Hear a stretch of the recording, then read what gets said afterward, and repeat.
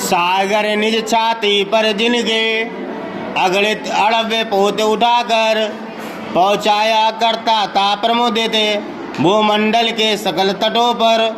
नदियाँ जिसकी यशधारा से बहती हैं अब बेनिस्वासर, ढूंढो उनके चरण चिन्ह में पाओगे तुम इनके तट पर।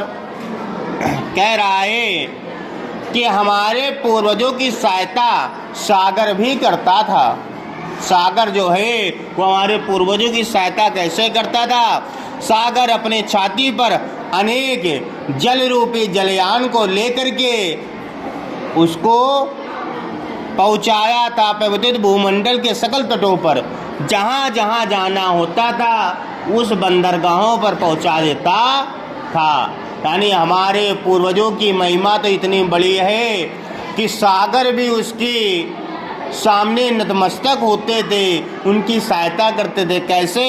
सागर निज छाती पर जिनके, सागर अपने छाती पर अगणित जिनकी गणना नहीं की जा सकती, अड़ब पोत वो जहाज, पानी रूपी जहाज को उठाकर यानी लेकर के पहुंचाया करता था पे मुदित, वो पहुंचाता रहता था। कहाँ? भूमंडल के सकल तटों पर, यानी इस धरती के जो बंदरगाह होते हैं, बंदरगाह का मतलब सामान को एकत्र करने वाला एक स्टेशन, तो एक स्थान से दूसरे स्थान तक उन बंदरगाहों में वो उस सामान को पहुंचा देता था।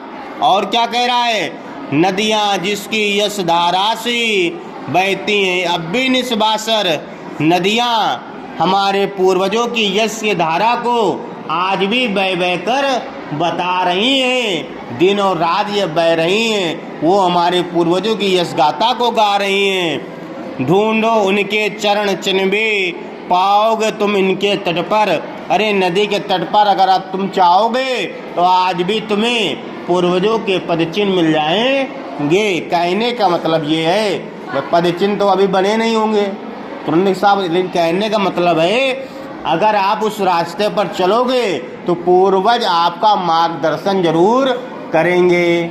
ठीक है, तो पूरे का सारांश ये है कि हमारे पूर्वजों की सहायता तो ये सागर भी करता है, जो अपने सीने पर बहुत से यानों को एक स्थान से दूसरे बंदरगाह तक ले जाता है। हमारे पूर्वजों का गान तो ये नदियाँ भी दिन रात बह बह कर रही हैं। और अगर आप और हम चाहोगे तो आज भी नदी के किनारे पर हमारे पूर्वजों के मार्गदर्शन रूपी चिन्ह देखने को मिल जाए कि